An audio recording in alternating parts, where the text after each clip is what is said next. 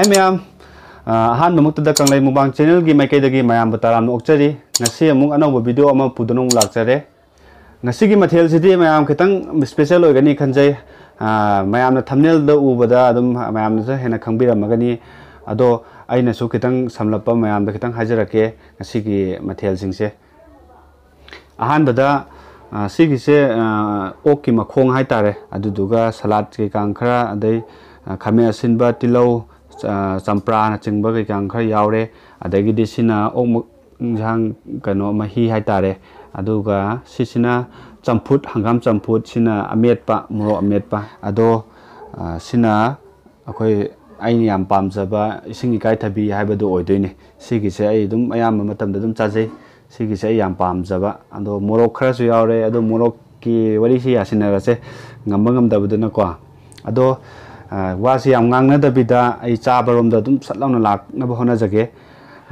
mayam na phajadraga su phajai na khanbiyo mayam na support tawbibaduna aina ngasi mathel adum kano tawbu ngamjadoine adi yam toina chajarak na ngamna bahona jage mayam na support tawbiba kawbigano like share subscribe tawbidaba ichilnaw sina like share subscribe tawbiramo matam chupada mayam gidamakta dum seba tawbam jabo ojage mayam na so aibu support tawbiyu adudi mayam chabarom da laage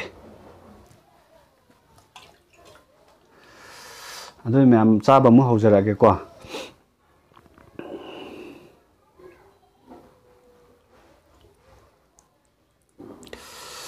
is hauni he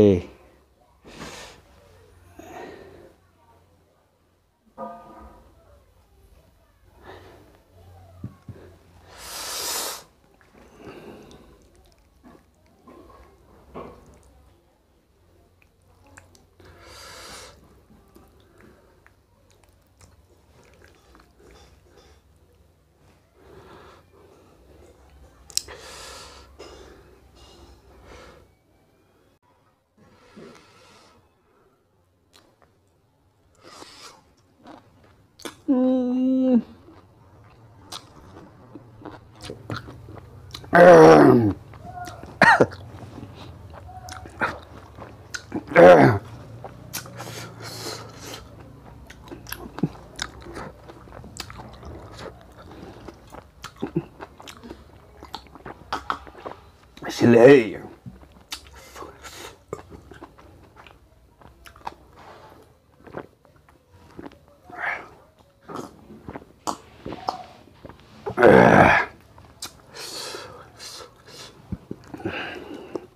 mayam ngasi de oi yet yaw pasu yai mayam waro bibe ade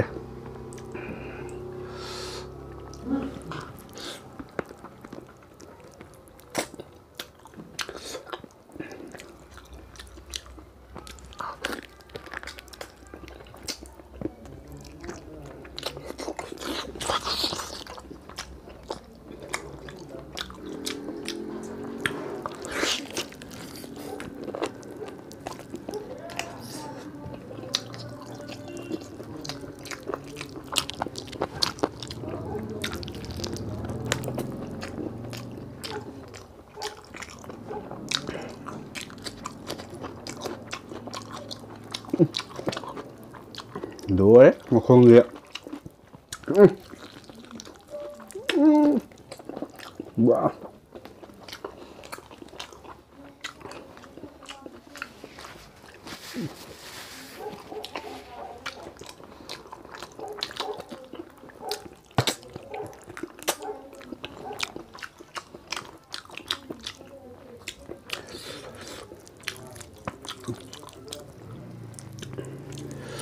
mang masih dia impam rất thong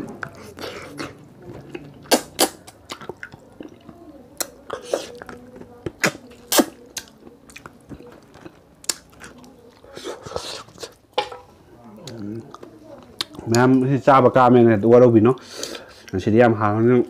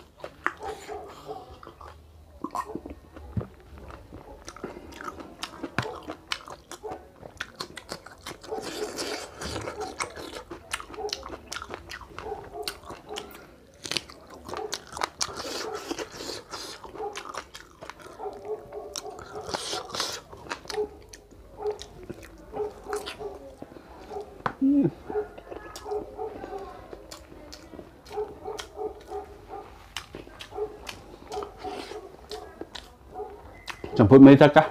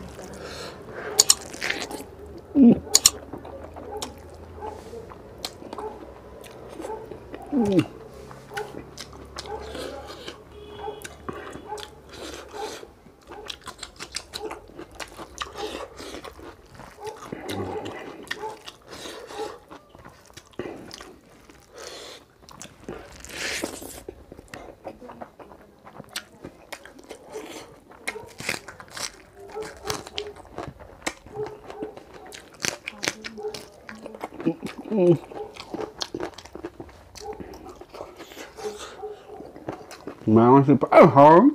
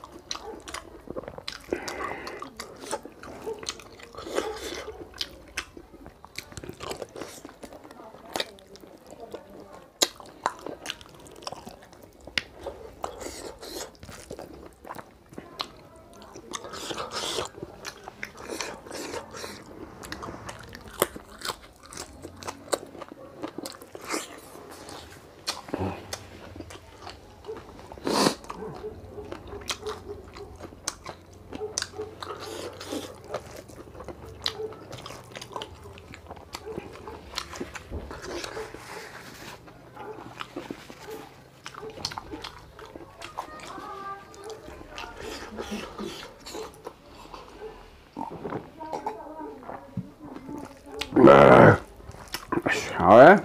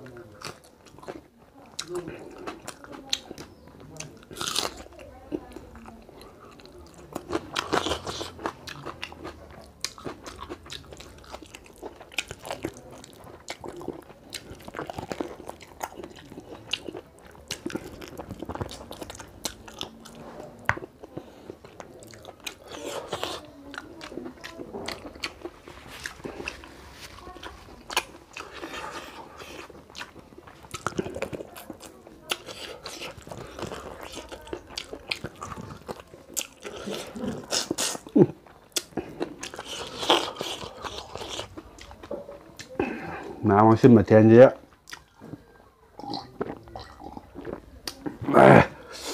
Mày làm trong tình em sao biểu.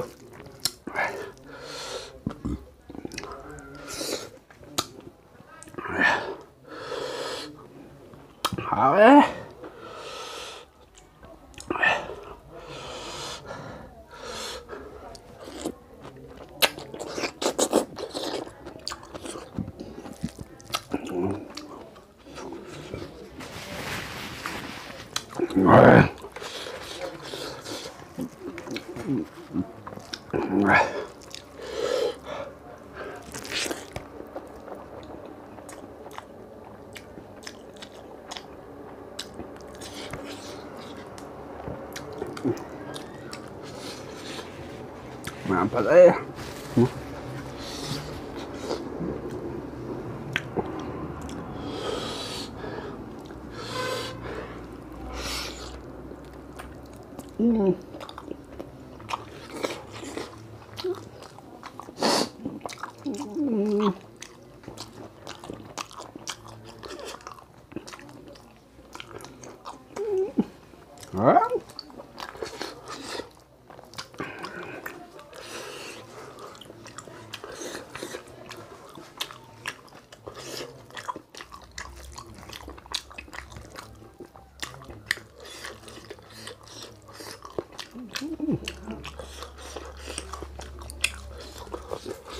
Giá cũng không nên để siêu giá cái.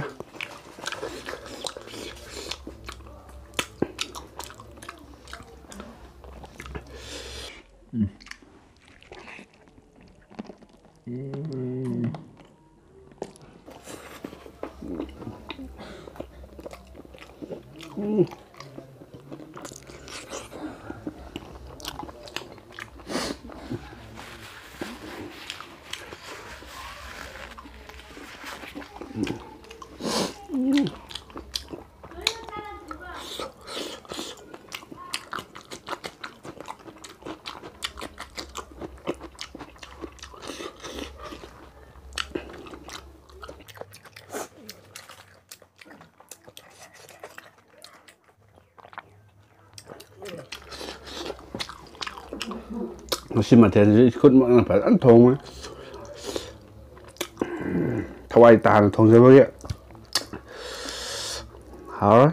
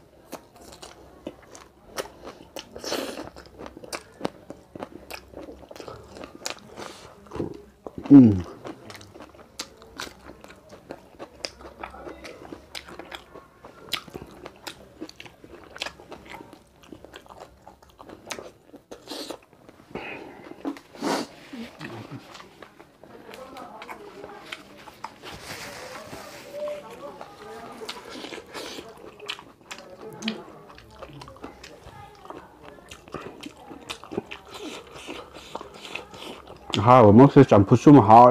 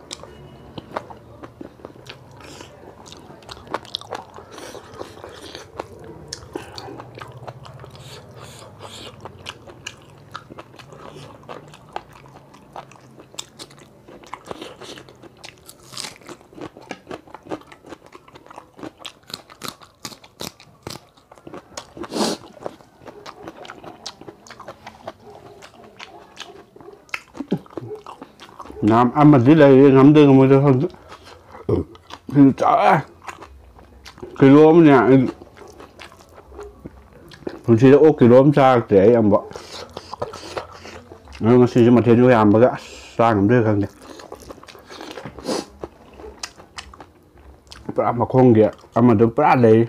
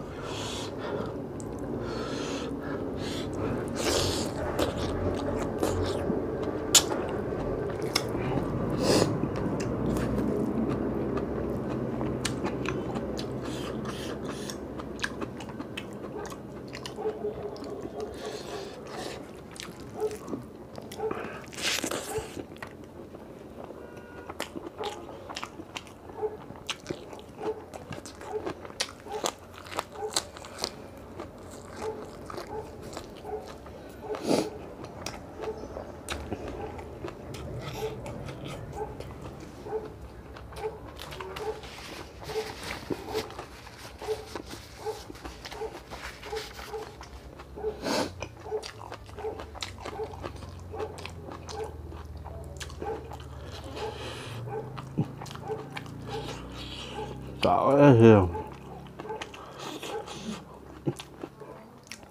nổi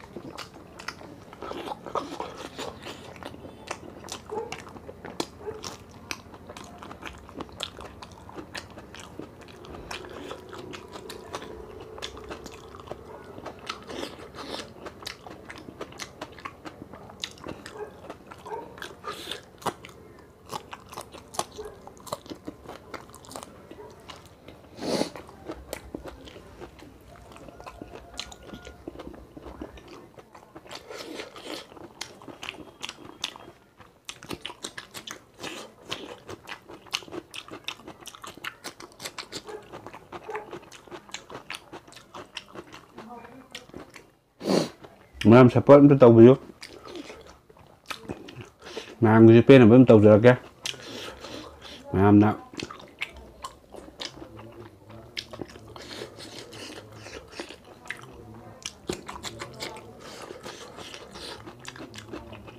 Ay subscribe sama thằng muốn ra ra làm ta gặp các anh chị.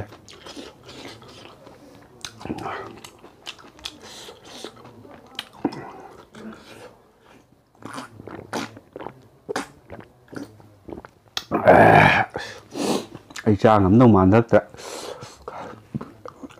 ngắm sư mà thêm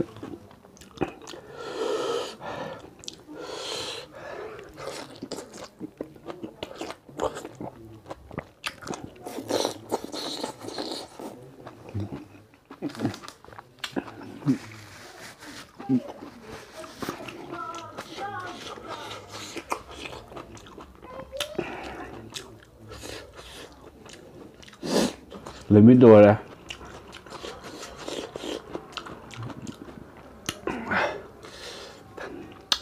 cái thằng mua cái là xả băm dao đi cái gì mà sẽ lên rồi mà tum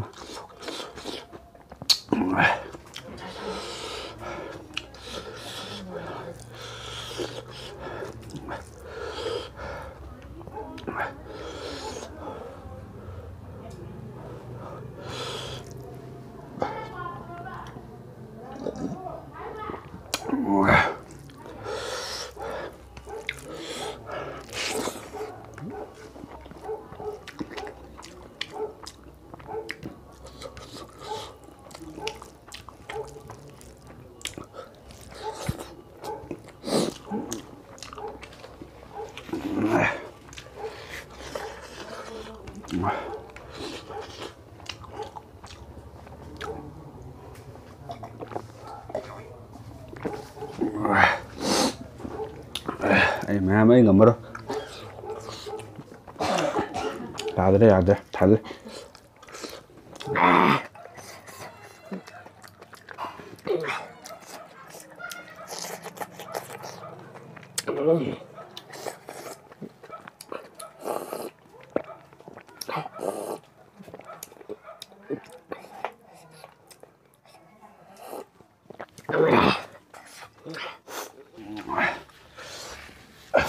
Mẹ mấy ngầm thế, ai chơi là làm đây.